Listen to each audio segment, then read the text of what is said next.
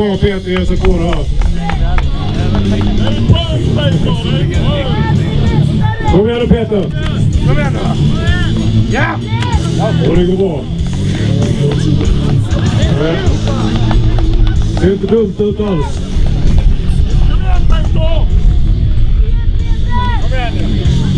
Kom igen nu Svedberg. Kom igen Peter. Upp. Och 160 kilo sedan är på väg.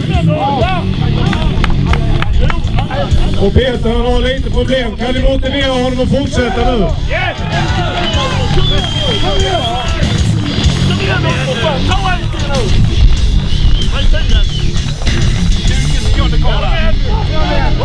Peters inställning är ju föredömlig idag. Det går inte, men det skiter Peter i för att göra det i alla fall.